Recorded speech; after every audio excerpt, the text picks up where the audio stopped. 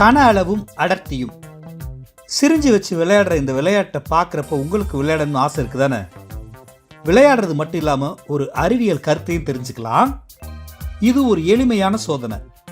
இந்த சிரிஞ்சில் கன அளவை குறைச்சோம்னா இந்த சிரிஞ்சுக்குள்ள கன அளவை குறைச்சி எந்த மாதிரியான மாற்றம் நிகழுதுன்னு தெரிஞ்சுக்க போகிறோம். இதுக்கு நம்ம ஒரு கண்ணாடியால் ஆன சிரிஞ்சை எடுத்துக்கலாம். சிரிஞ்சு உள்ள இருக்கிற தண்டு பகுதியை வெளியே எடுக்கணும். இந்த வெளிப்பகுதி உருளை வடிவத்தில் இருக்கு. இந்த உருளை கண்ணாடியால் ஆனதா இருக்கு, ஒளி புகக்கூடியதா இருக்கு, ஒரு தெளிவான அமைப்போடையும் இருக்கு.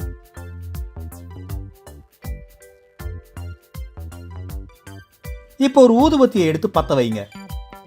கொஞ்ச நேரத்துக்கு அப்புறம் ஊதுபத்தியை அணைச்சிடலாம். இப்போ ஊதுபத்தியிலிருந்து வர்ற புகையை இந்த சிலிண்டர் பகுதியில் நிரப்பிடலாம். சிரிஞ்சோட முனையை விரலில் மூடி தண்டு பகுதியை மறுபடியும் உள்ள அழுத்துறோம். நம்மளால் இப்போ அடர்த்தியான புகை மூட்டத்தை பார்க்க முடியுது.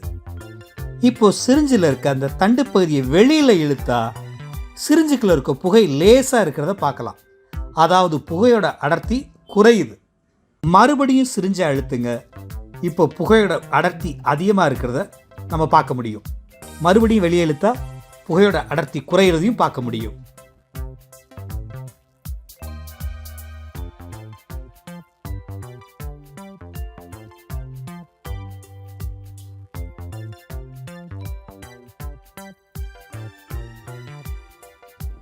அடிப்படை தத்துவம்.